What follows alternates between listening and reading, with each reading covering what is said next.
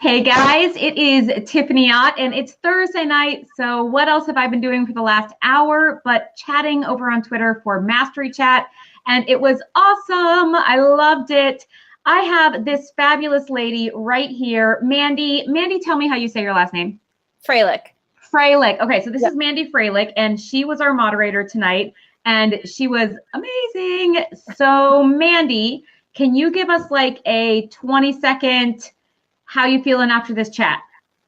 Yeah, well, I'm still sweating, like fast and furious, lots and lots of people, and it was fantastic. I felt like I couldn't keep up, but there was so many awesome things coming through. Yeah. And so, yeah, I think that it went well. Good. I think so too. From my perspective, it was fabulous. So tell us about the topic you chose. You said the whole topic was kind of around decision fatigue. And when we were talking back and forth through email, you said it's something that you've recently become like really interested in, right? Yeah. So what launched that? What led you to this? So a couple of things. First of all, my main platform is always teacher support. Like I truly, truly do believe that when we support teachers, it's one of the best ways we can support students. So when I speak a lot about teacher engagement, what that means and how we can support teachers the best way in their engagement. And there are all these little things that we can do. Like I think we look at teacher engagement as this big overarching, oh, I need to skip to work every day, and none of us are actually like that. Right. And kind of in the preview to the chat, we spoke about that it's okay to both love your job and miss your students in the summer and still look forward to summer because it's your time to rejuvenate. Right. Right. And it's okay to do all those things. You don't have to choose one. Yeah. And my friend Amy Storer said that once, and it really resonated with me. And so I think that things like decision fatigue really can help us play or help us figure out the best ways, maybe not the best ways, simple things we can change that help us to have the energy to stay engaged. Because frankly, it's a lot of work. I mean, our jobs are a lot of work. It's really hard. A little bit, yeah. A little bit. And we're tired, and especially this time of year. And we want to be happy in our jobs. We want to have enough energy for our families.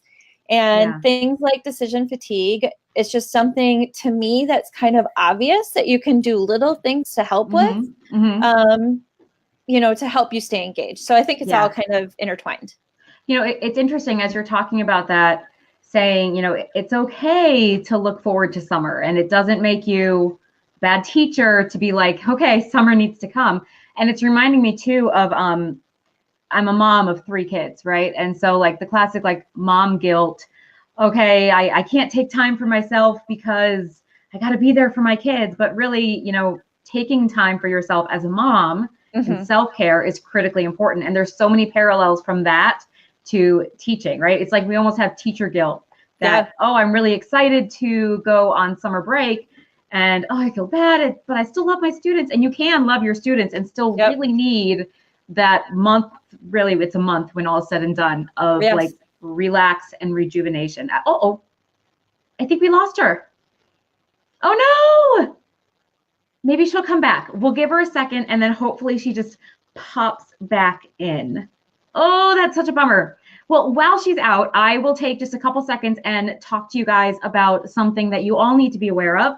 And that is the free PD giveaway that we are doing here at the Teach Better team, which is awesome. And I'm so excited about it because there's really nothing that we like better than going and hanging out with schools, districts, teachers, and sharing ideas with them and brainstorming together how we can make teaching better for everybody involved. And so, oh, she's back. Okay. Mandy, just one second. I was in the middle of talking about something and then we'll get back to what we were talking about. Okay. So the free PD giveaway is running now. It's going to stop tomorrow. And you can enter to win a free PD session with Chad, myself, Jeff, or Ray. And we're going to have, I think it's 10 winners. Don't quote me on that. And that's just completely free hour of PD. We'll come to where you are and we'll talk about something that we talk about that you think is interesting. So make sure you enter to win that free PD contest. We will put the link directly to that in the comments of this video so you can check that out. All right, I took your issue. What happened? Did it just drop you out of the I don't broadcast? know. Yeah, I don't know. To talk about a free PD that we're doing. So anywho, as we were talking about, so this topic is clearly really important, and I really enjoyed it because there were several moments that I really enjoyed. One was talking about, oh gosh, which question was it? It was one of the early ones about what do you do now or something to, of course, I can't think of it right now off the top of my head. Something about staying engaged. Was it that one? Yeah. And I posted something about how this time of year, I really like to look ahead to next year. Like I like to start thinking about next year now, because thinking about that and brainstorming, you know, what cool things could I do next year and what ideas do I have really helps me actually paradoxically stay more engaged in what I'm doing in the classroom every day. Instead of like, oh, I got to get through. It's like, oh, what cool things could I do next year? And it makes me more excited for my students. Sure. And I saw several other people kind of jumping on that, being like, yeah, me too. I love planning this time of year. Were there any specific responses or conversations that kind of caught your eye, either around that question or around other questions during the chat today? Yeah, I did. Well, I want to address that. First of all, yes, I saw everybody kind of pop in and say, I love to plan for the following year too. And I love to see that because at a time where we just spoke, everybody is so exhausted, to know that people are looking forward to the following year is really, truly awesome, honestly. Yeah. You know? So I loved that. One of the other conversations, and I apologize, I do not remember who it was. Somebody had it's so hard. I know. I know. Somebody had said about pulled out the self-care and said that they had, you know, that the Susan, you're so sweet. Oh, Susan's so fabulous. I love her. I know. Sorry, let me just show some of these comments because you're gonna love them. Yeah. Jeff said, Mandy, that was an awesome chat. And then Jeff also said, I like to ask my students what they liked and what they can improve next year. And that's one of my favorite things to do this time of year is like, okay, guys, lay it on me. What worked, what didn't work, so that I can start planning for next year. Yes. Okay, anyway, go ahead. What were you saying? Thank you, Jeff. So somebody had said about that they felt like self-care, that it needed to be switched, that self-care leads to you know, helping with decisions and things like that. And I really do think that it's intertwined. You know, I'm so I'm such an advocate of self-care and teachers taking care of themselves first and all those things. But I do also think, again, that learning about things like decision fatigue really is one of the ways to be able to practice self-care. For example, if I have made a lot of decisions throughout the day and I have to decide between what's good for me and what's easy for me, I'm probably not going to choose to exercise, you know? And so which kind of comes back around to self-care. And so if I am trying to eliminate some of the decisions or pre-plan for decisions, like I said, one of the recommendations was to lay your clothes out for the week. I am not that type of person. Like, I need to get dressed. Picture in my closet right now. There's clothes everywhere. I need to look at a shirt and be like, that's the one today. You know, so I can't do that. But that is one way you can eliminate a decision in a day, is by laying out your clothes for the week, you know? And so I do think those little ways to try to combat decision fatigue is going to be the way that you are able to better practice self-care. So I do think that they're very intertwined. Yeah, you know, it's interesting too, because I wrote a blog once about imposter syndrome, which I have a background in gifted education, and imposter syndrome, for anybody watching that doesn't know, is it happens a lot with both gifted people and successful people, really, who start to say, like, everybody's going to find out I'm a fraud and that I'm really not, I really don't know what I'm talking about, or people really shouldn't listen to me, right? And one of the things I write about in the blog is that simply naming that and giving that word to a student or an individual, like, hey, there's this thing called imposter syndrome, and no, you're not crazy. This is a real thing, and it's okay for you to feel this way. But naming it has a lot of power. And I feel the same thing with decision fatigue, right? Like, yes, we all know that when you make a lot of decisions, it's hard to make the right decision.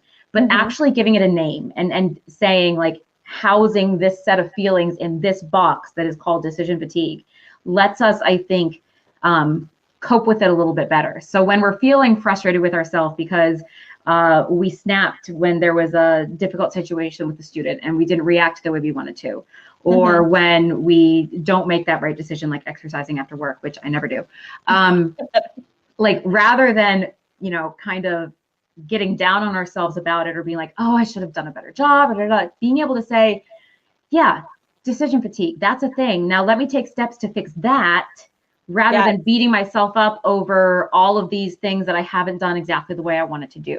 And so I think there's so much power in naming this kind of thing for people. And I think that's why the chat tonight resonated with a lot of people. So it was a really, really cool topic. I liked it. Yeah, absolutely. And just giving yourself strategies to, you know, not only to help you through it, but also to give yourself some grace when you know that that's what's happening and you're trying to get better.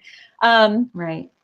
Yeah, I think that, and I think that can be, I think that's in a lot of ways some of the things that happen, even that naming when we talk about mental health issues, you know, and and I had done a blog post a few weeks ago about other ways to practice self-care that aren't normally talked about. You know, we talk about like we talk about yoga a lot and you know, meditation a lot. I can't do yoga and meditation has not yet worked for me. And so I started to think about, like, I deal with anxiety and depression. I started thinking about things that I've learned over the years that I know help with depression. And they are things like, I had a vitamin C and a vitamin D deficiency. Right. Like a severe deficiency in those areas can cause depression, you know, and so knowing strategies that seem kind of weird and off, but still being able to name them and to use them is really powerful. Yeah, you know? Absolutely. You know, it's funny. I remember when I was in high school, one of my favorite things was when my different classes would be somehow talking about the same topic in connected ways, right? I know this sounds like a major segue, bear with me. And I would always think it was so cool, like, oh, we were just talking about that in my German class, and now in my English class, we're doing this, and how cool is that? And I find that happens so much with mastery chats and with what we do here at the Teach Better team. And we just put out a course called Digging into Social Emotional Learning that I made. And so much of what you're talking about, like this self-care and being aware of all these different phenomena and putting names to things, it's all kind of linked together. And that's one thing I think is so fascinating about education. It doesn't matter what topic we talk about in Mastery Chat. Like, there are so many connections and crossways between all of those different topics. So I geek out about that. I think it's cool. No, absolutely. I totally agree. And I love making connections of things that don't seem to make sense together. You know, like when I talk about anxiety and depression, and I say a lot of people have a really hard time with it, understanding it either from having it or knowing somebody that has it, because they think it's an emotion. It's not emotion. There's something going on in your brain, you know? So when we take that and we say, it feels like an emotion, but it's actually really not. It's like a chemical imbalance. That helps to understand that there are other things that we can do to get better besides just telling myself, oh, I've got to stop being sad, you know? Yeah, absolutely. You know, as you were saying that, I'm always thinking about my students and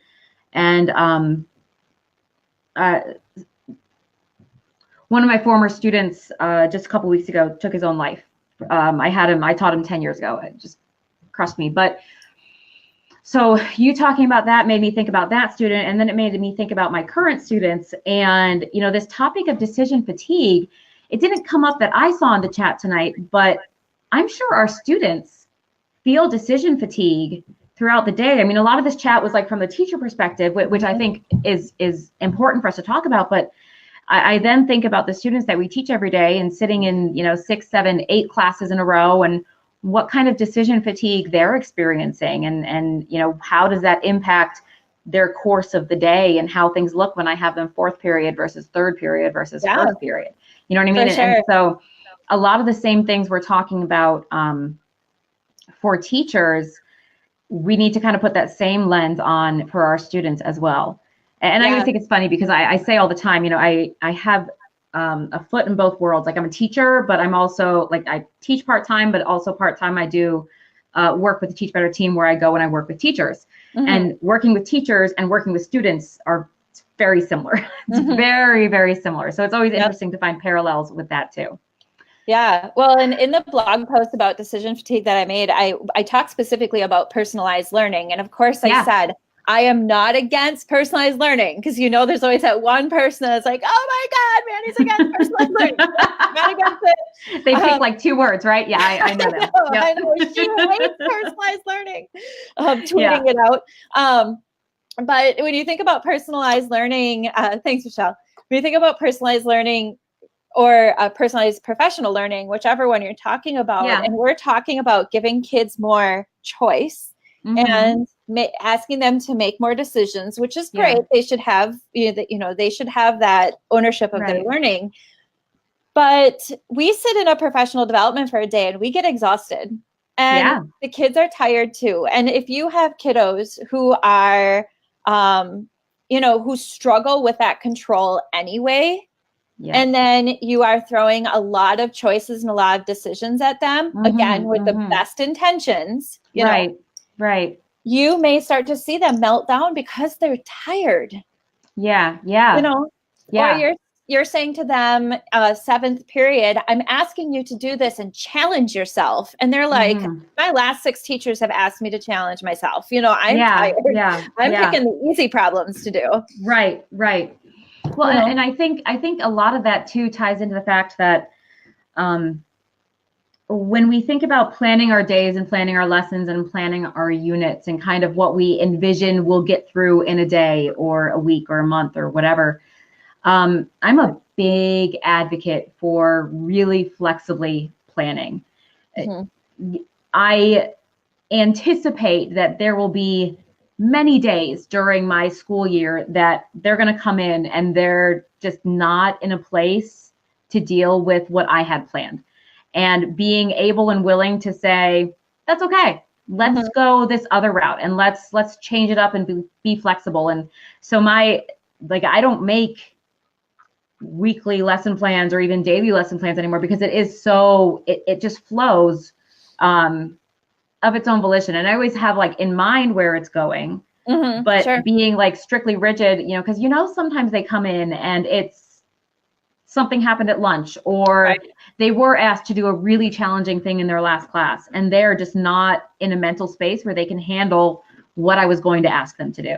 So just being flexible with them the same way we would hope our own administrators and leaders are flexible with us. Yes. I've had some really phenomenal administrators and I've had some really not so phenomenal administrators.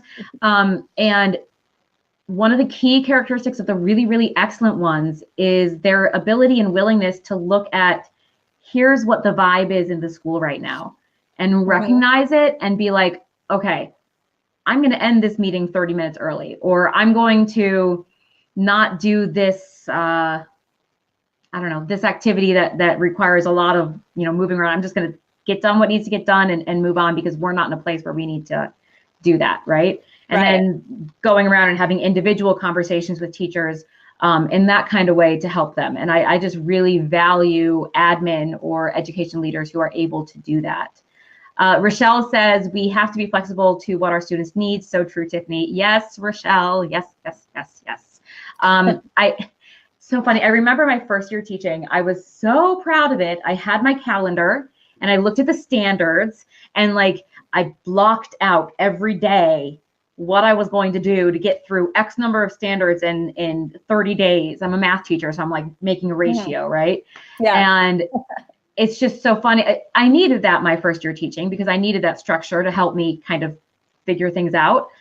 But it's such a far cry from where I am today, right? It's just funny how much we evolve and how much we change. Yeah, no doubt. Another thing I was thinking of too, Mandy, is you were talking about students having to make so many decisions in a day and kind of where the whole choice and voice movement fits into that. And I think one thing we can do is make sure that we have like systems and routines in place that our students can hold on to, right? So if we are asking them to be able to do this challenging, student choice kind of thing, we've got to make sure it's framed within a structure that they know how to function in. Yes, absolutely. Right? And, that's why I was always such a huge fan of Harry Wong when I taught, because it was, and we would spend a month practicing procedures and routines, and we would not move very quickly through the curriculum, honestly, in that first month, just practicing and knowing where things go, setting up the classroom very strategically, and I taught 4th and 5th grade. And I had an actual teacher say to me the one time, as a parent, if I ever had a teacher wait a month to start teaching my kids something, I would be furious. And I said at the time, hey, we finished way before the other teachers by the end of the year because my kids had everything put in place, and they knew they didn't have to ask me questions. They knew where things were. If we didn't have a procedure for something, we stopped and we said, all right, guys, how do you think how's this going to work? Go? Yeah. Like, how's this going to work? What would be easiest for you? And I agree, having that stuff in place, that's what it makes kids comfortable in their space. My dogs are being really loud. I apologize. That's okay. It helps them understand, what's going on around them and to know what's coming next. And then they have the mental, they're not dealing with the mental fatigue and trying to decide how they're making decisions. You've taken some of that away from them. I also think that you can teach them how to deal with decision fatigue. I think we underestimate what kids can do when you give them the same strategies you're trying to learn yourself. Absolutely. So like you said, name it. We're going to talk about something that sounds kind of weird. We're going to talk about when you make a lot of decisions and it makes you tired, Yeah. And then say to them, have you ever tried laying your clothes out for the whole week? Right. No, you don't have to decide on what you're going to make for dinner, but do you have a schedule for when you're going to do homework, or, like asking them to kind of plan things out ahead of time and tell them this is why we're doing it. You have less to decide in a week. This is another great reason for checklists and to-do lists and this kind of thing. It's all about arming them with copious strategies that they can then pick from, right? That they can try on for size and figure out what works. And having those kind of conversations is so valuable. My students always start to make fun of me about halfway through the year because I'm forever being like, oh, let me talk to you about brain science real quick. Like, let's stop this math lesson and explore why you're feeling this way. And I draw a diagram of the brain and the amygdala, and they always laugh at me because sometimes I'll even print out. Earlier this year, I teach freshmen in high school, and sleep is just notoriously a battleground for freshmen in high school. They just don't want to sleep.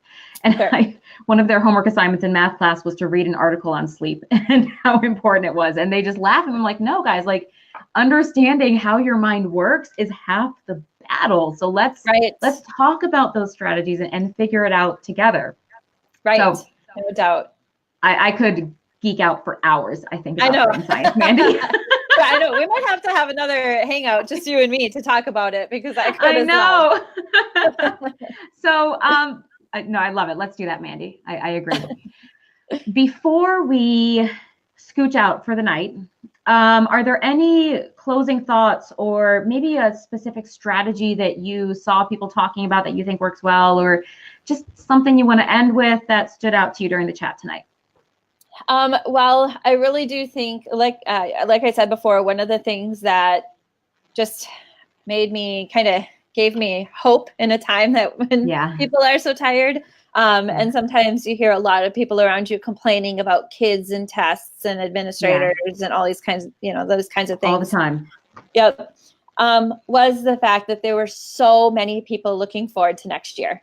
Yeah. And there were so many people who were saying, this is what I'm doing this summer in order to prepare for next year. Yeah. And I would say probably half of those things were things that directly impacted their students for the following year. Yes. Learning something new or going to a professional development or conference or whatever it was. And I I feel like that's so, somebody had tweeted out something like that teachers are just the most caring, giving people who take their own time and they spend it getting ready for their students for the following year, while trying to spend time with their own kids and get ready for other people's kids.